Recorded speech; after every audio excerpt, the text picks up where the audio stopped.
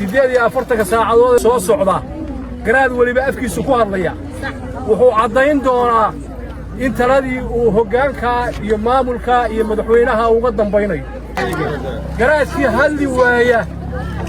oo mowqifkiisa cadayn waaya oo talada xukuumaddu soo saartay ku dhaqaaqi waaya cabdiqaadir waxaanu leenahay adaa cadayntiisa laga doonaya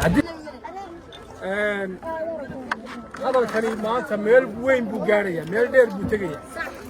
wuxuu ka turjumayaa halgankeennii iyo wixii aynu soo marnay iyo taladii aynu gaadhnay weyn haddeer talaa loo fadhiyaa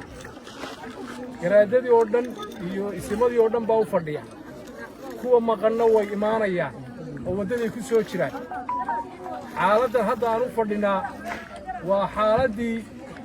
dadka taladoodii iyo masiirkoodii ay 6 February ay gaadheen sidii mar labaad loo cadayn lahaa oo renewal lagu samayn lahaa weyn haddii shaki idin galay 48 saacadood soo socda garaad waliba afkiisu ku hadlaya wuxuu cadayn doonaa in taladii uu hoggaanka iyo maamulka iyo madaxweynaha uga dambaynayo garaadkii hadli waaya oo mowqifkiisa cadayn waaya oo talada xukuumaddu soo saartay ku dhaqaaqi waaya cabdiqaadir waxaanu leenahay adaa cadayntiisa laga doonaya haddii garaad jaamac garaad Ismaaciil oo xukuumadda daba maro oo hawl aan xukuumaddu ogeyn uu galo ninka la doonaya inuu cadeeyo waa madaxweynaha iyo xukuumaddiisa weyn idinkana waxaa laydinka doonayaa dal iyo dibad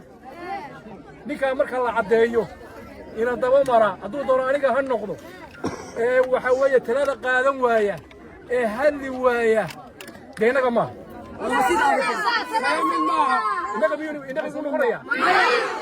waxaa weeye madaxweynaha iyo xukuumaddiisana waxaa laga doonaya go'aanka ay soo saaraan